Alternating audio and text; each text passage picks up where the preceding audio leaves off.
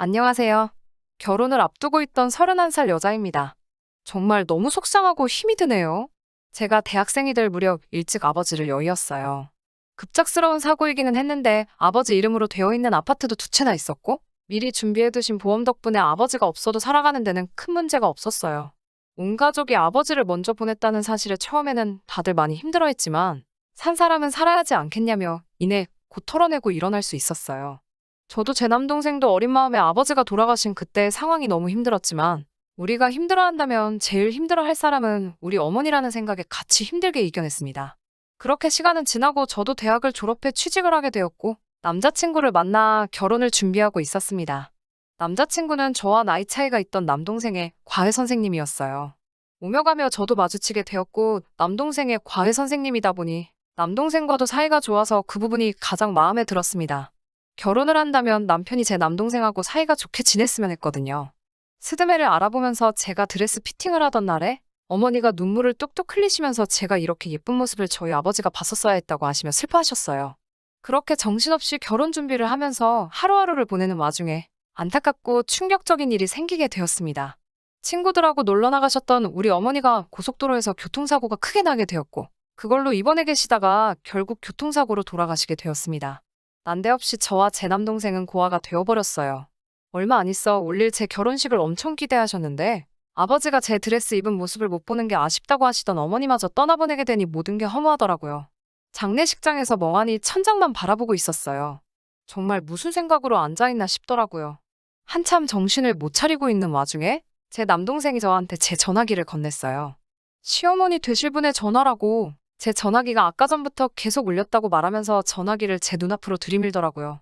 경황은 없었지만 이제 내 가족이 되실 분이니 계속해서 터져나오는 울음을 참으며 전화기를 붙잡고 전화를 받았지요. 시어머니는 심심한 위로의 말씀을 건네주셨고 저도 감사히 위로를 받았습니다. 그리고 다음 날에도 시어머니는 제게 전화를 주셨습니다. 그런데 이번에는 저를 걱정해서 위로해주는 말씀이 아니라 다른 말을 하시더라고요. 장례가 끝나는 날이 언제냐고 물으시더니 알아보던 혼수는 어찌 되었느냐고 물어보셨습니다. 저는 제 귀를 의심했습니다. 아무리 결혼이 일륜지대사라지만 집안에 초상이 났는데 직접 찾아오시지는 못할 망정 혼수 준비하던 게 어떻게 돼가냐고 확인하시는 전화라니요. 어이가 없었지만 그 질문에 화를 내거나 대답도 할 틈도 없었습니다. 저도 경황이 너무 없었거든요. 나중에 전화드리겠다 말하고 그냥 전화를 끊었습니다. 저는 동생과 둘이서 어머니의 상을 치러내야 했고 이제 저는 결혼을 한다지만 부모님 두 분 다 보내고 저 혼자 남은 이 기분을 어찌 감추고 살아야 하나 싶어 앞이 막막하더라고요. 그리고 아직 대학교도 졸업하지 못한 남동생을 보니 한숨이 푹푹 나오더라고요.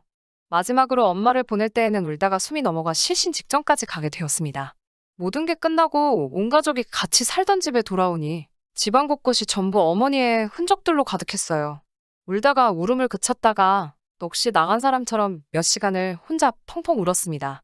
그 시간을 어떻게 보냈는지도 모르겠어요. 한참 집안을 정리하면서 울다 지쳐 새벽이 다 되어서 제 방으로 들어왔습니다. 앞으로 몇 시간밖에 못 자겠더라고요.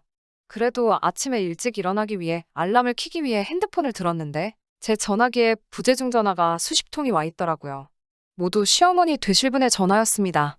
상을 치르고 있을 거라는 걸 알고 계셨을 텐데 무슨 급한 일이 있길래 이렇게 안달나게 전화를 주신 걸까 싶어서 날이 밝으면 전화를 드려야겠다고 생각하고 잠을 청했습니다. 알람을 7시에 맞추어 놓았는데 6시부터 제 전화기가 울리더라고요. 예비 시어머니의 전화였습니다. 이 시간에 전화를 주신 거면 무슨 큰일이 나도 낫겠다 싶어 저도 화들짝 놀라서 전화를 받았습니다. 무슨 일로 전화를 주셨는지 조심히 물어봤는데 예비 시어머니께서는 저에게 지금 살고 있는 집이 전세인지 자가인지 물어보시더군요. 자가라고 대답을 드렸더니 그렇냐고 하시면서 이번에는 아파트가 몇 평인지 물어보셨어요. 32평형이라고 대답을 드리니 이번에는 그 집을 누가 상속받게 돼 있냐고 물으십니다. 이해가 안 되는 것도 있었지만 속이 뻔히 보이는 질문에 저도 슬슬 화가 나기 시작했습니다. 아직 결혼을 한 게 아니라지만 사돈이 될 저희 어머니의 장례식인데 참석도 안 하고 첫날에 전화로 안부를 묻기는 하셨지만 저도 여러모로 기분이 안 좋아지기 시작했습니다. 잠도 몇 시간 자지 못한 상황에 거기다 대고 뭐라 할 기운도 없고 예비 시모는 본인이 듣고 싶은 대답은 다 들었다고 생각했는지 아무튼 알겠다라고 대답하시면서 그냥 전화를 끊어버리셨어요. 저녁이 되니 퇴근한 예비신랑이 저희 집에 찾아왔어요. 제가 걱정이 돼서 찾아온 거지요. 저를 찾아온 예비신랑에게 당신 어머니가 나한테 전화해서 뭐를 물어보셨는지 알고는 있느냐며 이 사실을 물어봤습니다. 예비 신랑은 본인 어머니가 성격이 급하셔서 그런 거라며 얼버무리기 바쁘더라고요. 그러면서 조심히 저한테 말을 꺼내더라고요. 어머니랑 통화했으니 자기가 말 안 해도 알지 않냐면서 이 집은 제가 상속받게 된 걸 알고 있고 제 동생은 어머니가 동생 장가 갈 때를 대비해서 팔지 않고 가지고 계시던 아파트를 가져가기로 한 사실도 알고 있다라고 하면서 그러면 신혼집을 굳이 우리들이 구할 필요가 뭐가 있느냐면서 상속세와 혼수를 신랑 쪽에서 해올 테니 우리는 그냥 이 집에 신혼살림을 차리자고 단도직입적으로 물어보더라고요. 돌아가신 어머니가 상속을 어떻게 하시는지 그걸 어떻게 그렇게 잘 알고 있느냐고 물었더니 전날 제가 통화가 안 돼서 예비 신랑이 제 동생한테 전화해서 다 물어봐서 이미 알고 있다고 하더라고요. 동생은 경황이 없는 가운데 매형될 제 남자친구가 하는 말에 그 상황에서도 상속을 어떻게 받게 되는지 일일이 다 설명해준 모양입니다. 정말 참기 힘들었고 쏟아져 나오는 화를 주체할 수가 없더라고요. 너네가 인간이 맞냐고 다른 사람도 아니고 아내 될 사람 그리고 며느리 될 사람이 어머니를 잃었는데 그것도 몇 달 지난 게 아니고 바로 어제 보내드렸는데 그 와중에도 신혼집 구하는데 돈 몇 푼 아끼려고 이러고 있는 게 말이나 되냐며 소리를 질렀죠. 우리 엄마 입원해 계신 동안 병문안도 한 번 안 왔으면서 고작 생각한다는 게 우리 엄마 돌아가시면 신혼집이 저절로 마련될 거라 이미 계산하고 있었다는 게 말이나 되냐고. 솔직히 장례 치르는 중에도 너네 엄마가 미친 듯이 전화하면서 아파트 평수를 물어보고 자가인지 전세인지 확인하려고 하는 전화질에 시어머니들 분에 인성에 실망감이 가득했는데 그 와중에 너는 나보다 더 어린 내 동생한테 전화해서 상속이 어떻게 되는 건지 알아본다는 사실이 소름이 돋는다고 했어요. 사돈 되실 분이 자꾸 하셨는데도 너네 엄마는 코빼기도 안 비치던 것도 이해가 가질 않았는데 그런 부모님 밑에서 자란 너가 하는 행동을 보니 미래가 안 봐도 뻔하다고 그냥 이 결혼은 없던 걸로 하자고 소리쳤어요. 예비 신랑은 어이가 없게도 그래서 그런 거였냐며 자신이 뱉은 말에 사과도 하지 않고 내일 다시 전화하겠다며 집으로 돌아갔습니다. 그리고 나서는 집에 가서 지네 엄마한테 방금 있던 일을 미주알 고주알 다 일러바쳤나 봅니다. 오밤중이 돼서 시어머니한테서 또 전화가 불이 나듯 오더라고요. 일부러 안 받고 있었는데 전화기가 꺼질 생각도 안 하고 계속 오는 전화에 본인들이 한 행동을 뉘우치고 이제 진정사과를 하려나 싶어 전화를 받았는데 저의 오산이었습니다. 사과는커녕 저한테 거래를 하자는 식으로 제안을 하더라고요. 이제 저한테 집이 생겼으니 상속세랑 혼수를 자기들이 해온다는 건 당연한 거고 거기에 돈을 더 보태줄 테니 집을 팔아서 현금화를 시키라고 제안을 하더군요. 저희 집을 판 돈과 자기들이 주는 돈을 합해서 더 큰 집을 구해주겠다고요. 예비 신랑이 더 큰 집을 구해주겠다고 하는 말을 빼먹었다고 그런 뜻이 아니었다고 오해하지 말라고 설명을 하는데 제 눈에는 그 두 사람이 인두겁을 쓴 하찮은 미물로밖에 보이지 않더라고요. 그 말이나 이 말이나 다르게 뭔지 본인들이 진짜 잘못한 게 무엇인지는 끝까지 알지도 못하고 뚫린 입이라고 더 큰 집에 살게 될 테니 저한테 이득이라는 식으로 고집 좀 그만 부리라고 말하는 꼬라지를 보아하니 더 안 봐도 알겠더라고요. 상속받으면서 생길 세금이 앞으로 우리 결혼하고 나서 절약하게 될 돈이 문제가 아니고 앞으로 저한테 무슨 일이 일어난다고 한들 그 집구석에서 제가 받을 대우가 눈에 안 봐도 뻔했어요. 게다가 이제 부모님도 안 계시니 제가 시댁에 매여 살 거라고 생각하신 건지 저를 아주 만만히도 본 것 같습니다. 그 사람들한테는 지네 가족이 최우선이고 그 다음이 돈, 그리고 그 다음이 저라는 생각밖에 들지 않았습니다. 더 할 말이 없다고 해도 자꾸만 다시 생각해보라고 강요하는 말에 저는 그렇다면 내일 직접 얼굴을 보고 이야기하자고 말하고 전화를 끊었습니다.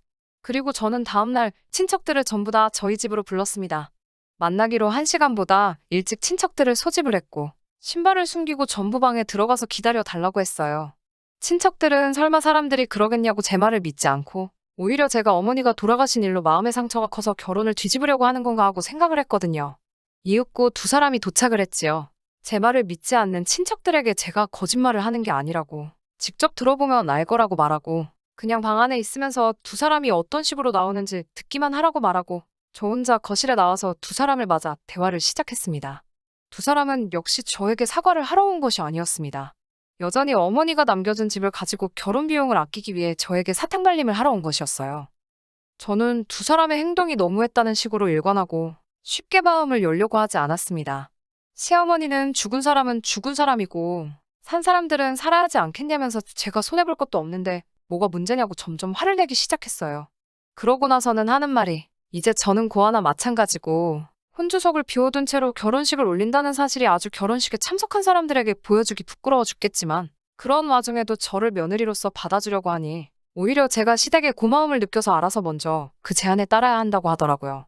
대화를 할 필요조차 없는데 벌써부터 시어머니를 오며가며 하게 만든다고 쓴소리를 하게 만들며 예단은 필요가 없으니 그걸로 부조금을 한 셈 치고 이제 그만 고집 꺾고 이 집을 팔아 더 큰 집을 구하든 엄마가 살던 집을 포기하기 싫으면 그냥 이 집에서 신혼살림을 차리든 알아서 하라며 저에게 역정을 내셨습니다.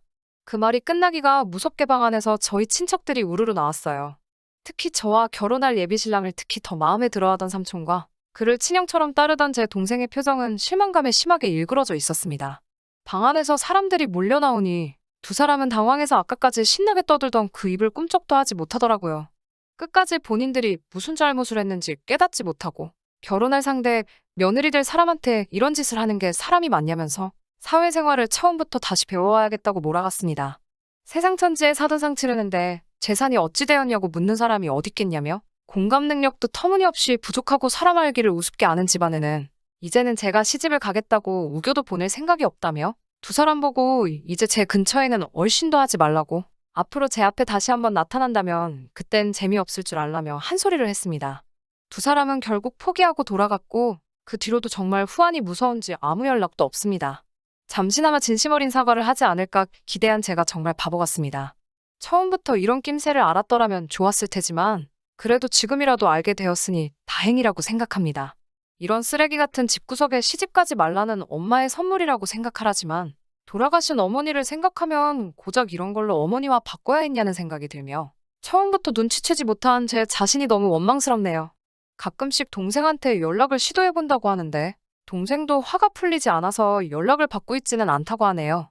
전화를 받아서 욕짓거리라도 한 다발 해주고 싶지만 그동안의 정이 있으니 거기까지는 하지 않겠다고 합니다. 어떻게든 그 집구석하고 두 번 다시 엮이지 않고 저도 이 아픔을 털어내고 새 출발을 하는 게 돌아가신 어머니 아버지를 위해 그리고 저를 위해서도 가장 좋은 결정이라고 생각하고 저도 하루빨리 마음 추스르고 새로운 시작을 위해 노력해야 할 것 같습니다.